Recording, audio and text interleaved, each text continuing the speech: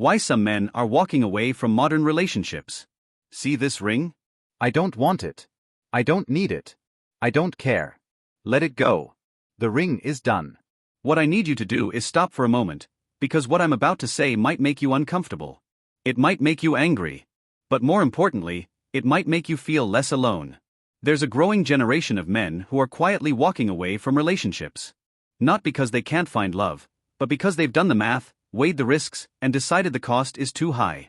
Solitude now feels safer than navigating the emotional minefield of modern dating. We're living through a historic relationship crisis. While blame gets tossed around, millions of men are silently opting out. They're not broken. They're not bitter. They're just done. And today, we're going to talk about why. 1. The divorce fallout, when love becomes a liability. Meet Marcus, 34, a software engineer. Married 6 years, until his wife said she needed space. 2 years later, after an $80,000 divorce and weekend custody of his kids, he's living in a small apartment, paying $3,200 monthly in support while her new boyfriend drives the car he's still financing. Marcus loved her. He gave everything. But one day, he went from partner to liability. He's not alone. Around 70 to 75% of divorces are initiated by women, and in most cases, men lose primary custody. The average man pays over $100,000 in direct and indirect divorce costs. For many, the emotional and financial toll is devastating. They're not choosing loneliness. They're avoiding destruction. 2. The masculinity paradox, when being a man feels wrong. A man at a dinner party says he enjoys being a provider, holding doors, feeling needed. The room goes silent. Accusations of toxic masculinity follow. He shrinks back, confused. Today's men are told to be strong, but not too strong. Vulnerable, but not needy. Providers, but not patriarchal. The rules keep changing, and failure seems inevitable. So some stop trying. Not because they don't care, but because the game feels rigged. 3.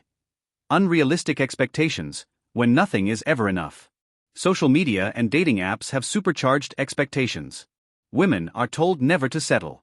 As a result, many seek high-earning, tall, confident yet sensitive men, who make up a tiny fraction of the population. A man making $65,000, in shape, kind, stable, finds himself invisible online.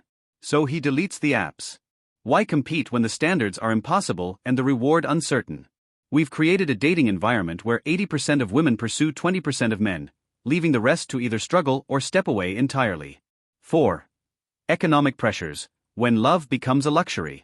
The role of the male provider is increasingly unsustainable.